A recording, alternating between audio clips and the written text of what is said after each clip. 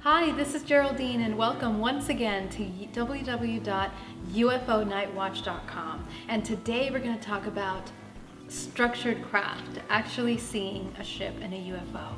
So Tana, tell us a little bit about what are we looking for when we see this structured craft? And I know there's many different kinds. Yes, so structured craft is just something we call a craft, a UFO, that we can actually see and observe the shape of. Mm-hmm. And so one of my favorite things to do on a tour, very first thing when we go out, and you know this, is I tell people if there's a plane flying anywhere nearby, I say, look at the plane. You see how that's the shape of a plane?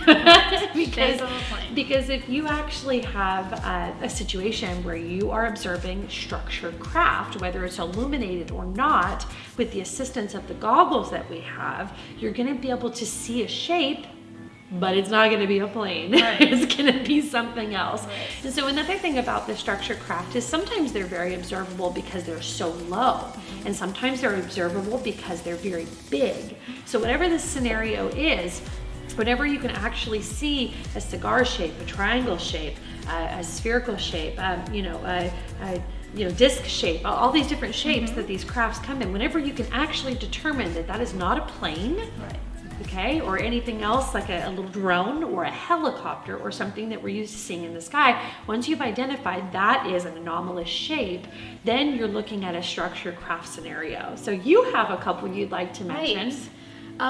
Arizona, Sedona.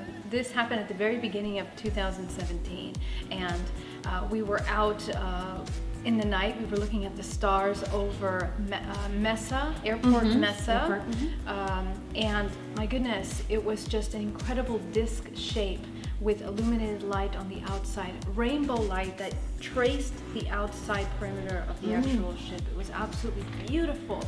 And really, there is no craft that looks like that. Even if you look at military craft, I guess that's debatable on some level, but we can get into that some other time. We do too. But I guess what makes it unique is the patterns of light and the kind of light that they're emitting, which is, really off Earth. And also in Shasta, in the daytime, I saw a ship that was very long, very, very long and slim. And that was right over the Shasta Mountain, and it was beautiful. So those are my experiences. And the one in Arizona was much lower and closer, but the one in Shasta was much further. But you can clearly tell that it wasn't a blimp. It wasn't, a drone or anything of that size, because it was gigantic. It was huge.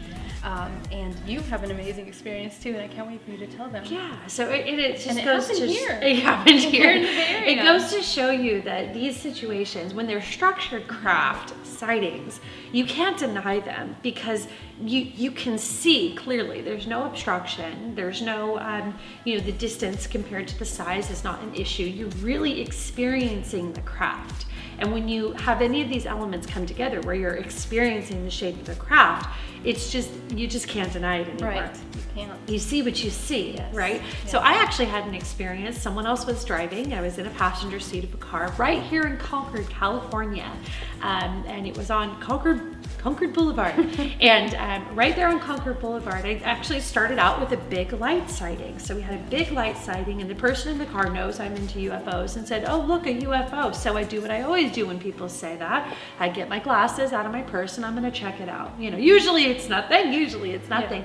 But it does happen. So once you know that, you're always watching the skies. So I'm watching the skies, and in that moment, I dip down to get glasses. I go to put them on.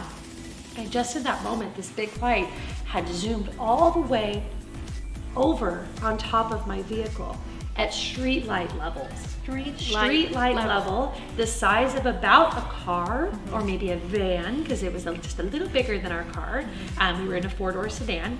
A black triangle craft, which could have been one of these military crafts, but still a UFO, right? And we can put a picture of that up so you can see so you can see that. Yeah. But this craft with no lights on, only bouncing light from the street lights. But since it's so close, that's the thing with structured craft, since it's so close, you can experience it. So with my physical eyes, without assistance of goggles or anything, just as if a black car was parked, across the street, I could still see it. I see this triangle craft above the car, and it follows us for about 4 to 5 minutes on Concord Boulevard.